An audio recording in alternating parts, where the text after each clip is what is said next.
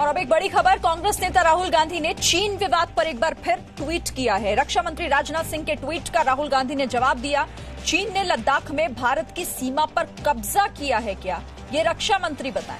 राहुल गांधी इससे पहले गृह मंत्री अमित शाह के ट्वीट पर राहुल गांधी ने सवाल इसी तरह से किया था।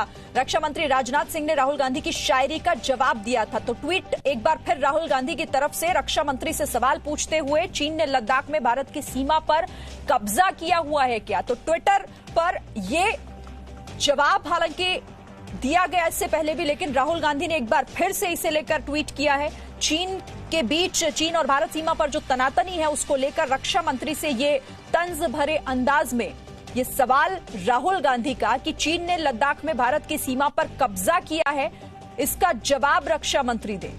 शायराना अंदाज में राहुल गांधी ने जो ट्वीट किया उसका जवाब हालांकि रक्षा मंत्री राजनाथ सिंह ने दिया था किस तरह से, लेकिन एक बार फिर उसी पर राहुल गांधी ने एक और ट्वीट किया और इस तनातनी को लेकर सवाल उठाते हुए सवाल पूछा है रक्षा मंत्री से। रवि त्रिपाठी इस वक्त मेरे साथ जुड़ गए। रवि, ट्वीट वॉर है क्या ये? राहुल गांधी ये इतना गंभीर विषय लेकिन इसे लेकर इस तरह के सवाल उठा रहे हैं, रक्षा मंत्री से सवाल पूछ रहे हैं। जी बिल्कुल, ये ट्विटर वार कहिए इसको, और शेरो शायरी के अंदाज में वार है, क्योंकि शेरो शायरी के अंदाज में राहुल गांधी ने ही सवाल खड़ा किए थे सरकार पर, और उन्होंने शाह याद की बात की थी। आपको याद हो, जो शेर था उनका कि सबको मालूम है सीमा की हकीकत, लेकिन दिल को खुश रखने को शाह याद के ख्याल अच्छा है।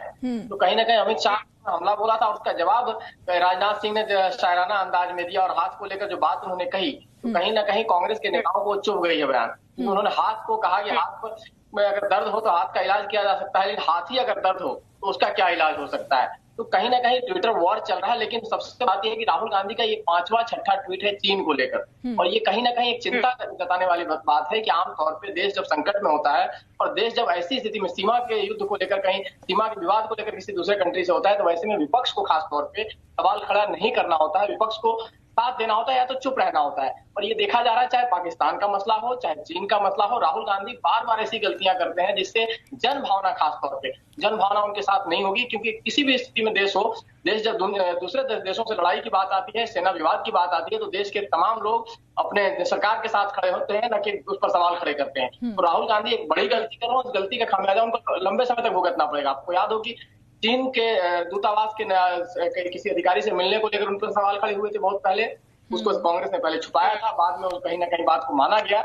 अब जिस तरह से राहुल गांधी पिछले 15 दिन से देखा जा रहा है कि चीन को लेकर भारत सरकार को घेरने में लगे हुए हैं, ये चिंता की बात है। और राहुल गांधी की रणनीति इसलिए है कि राहुल गांधी के आसपास के जो सलाहकार की टीम है वो सब वामपंथियों की टीम, वामपंथियों को कहीं ना कहीं चीन के प्रति ज्यादा, और ये गलती है राहुल गांधी की, क्योंकि इतने गंभीर विषय पर जब इसे बातचीत की टेबल पर बैठकर सुलझाने की कोशिश की जा रही है तो तंज भरे अंदाज में इस तरह के ट्वीट कर रहे हैं राहुल गांधी बैठकर। शुक्रिया आपका हमारे साथ जुड़ने के लिए रवि, और इस बातचीत के लिए। और आगे बढ़ते हुए एक और बड़ी खबर आपको बता दें जो कि जम्मू कश्मीर से आ रही है। बारामूला हंदवाड़ा हाईवे पर संदिग्ध सामान मिला है। संदिग्ध सामान के आईईडी होने की आशंका जताई गई। बम निरोधक दस्ता मौके पर पहुंचा। बारामूला हंदवाड़ा हाईवे पर तरागपोरा में यह संदिग्ध सामान मिला है। तो बड़ी खबर इस वक्त की है जम्मू कश्मीर से। बारामूला हंदवाड़ा हाईवे पर संदिग्ध सामान मिलने से हड़कंप, आईईडी होने की आशंका जताई जा रही है। खालिद मेरे साथ जुड़ गए। खालिद, पूरी खबर बताएं।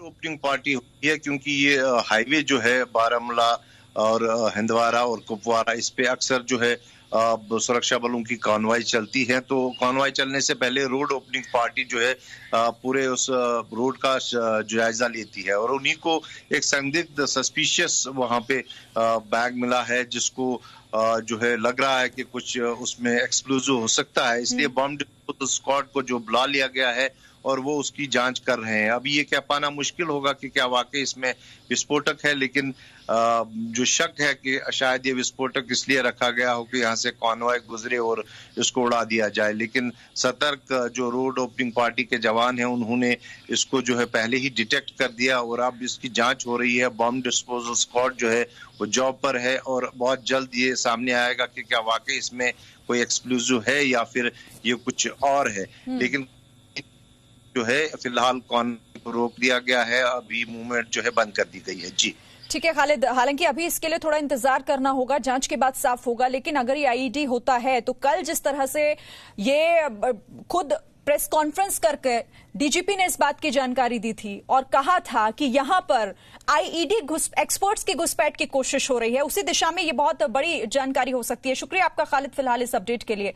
और एक और बड़ी खबर भी आपको बता दें, कोरोना पर केंद्र सरकार के ग्रुप ऑफ मिनिस्टर्स की बैठक, स्वास्थ्य मंत्री डॉक्टर हर्षवर्धन की अध्यक्षता में यह बैठक सुबह 11 बजे आज शुरू होगी।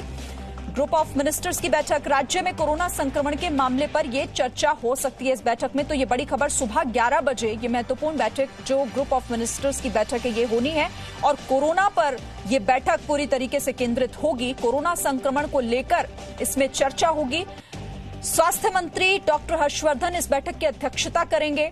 कोरोना संक्रमण को लेकर जो फिलहाल परिस्थितियां बनी हुई हैं, क्योंकि अब लॉकडाउन के बाद अनलॉक 1 की शुरुआत भी हो चुकी है, तो ऐसी कंडीशन में यह बैठक जिसमें चर्चा,